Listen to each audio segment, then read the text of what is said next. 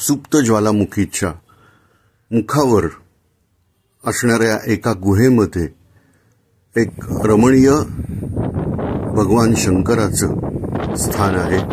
त्याचं नाव आहे शिवपेटेश्वर. सातारा जिल्ह्यामध्ये हे आहे. अतिशय उंचावर असल्यामुळं वाऱ्याचा सुंदर आवाज इथे येतोय. हे निसर्गरम्य स्थान अधिक पर्यटनक्षम करण्यासाठी ग्रामस्थ आणि विश्वस्त यांचे प्रयत्न सुरू आहेत. त्या संदर्भातली ही माहिती.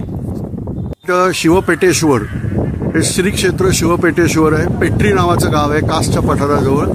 तिथं आपण उभे आहोत आणि हे ट्रस्टी आहेत ह्या मंदिराचे. ते आपल्याला काही जीर्णोद्धाराबद्दल माहिती सांगतील. हे फार प्राचीन काळापासून आहे. मंदिर गुहेमध्ये आहे. त्यामध्ये 2-3 हजार माणसाची बसू शकतात असं मंदिर गुहा आहे आमची.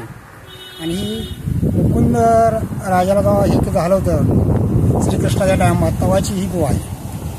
बरोबर. ही माहिती आम्ही सगळी ह्याच्यावरती बोर्डवरती लिहिलेली आहे. बरोबर. आणि आता फक्त आमचं एक काम राहिलंय फक्त म्हणजे पायऱ्या फक्त वर बांधित न्यायचा आहे.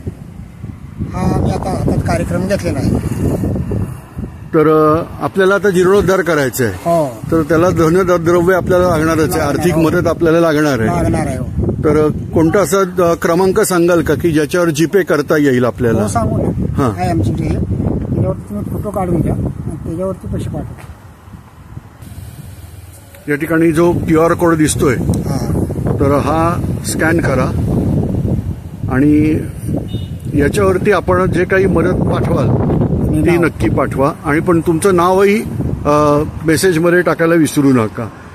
कारण अतिशय सुंदर अशी ही जागा आहे. आणि या ठिकाणी हे दोघंही ट्रस्टी इथं आपल्या बरोबर आहेत मंदिराचे.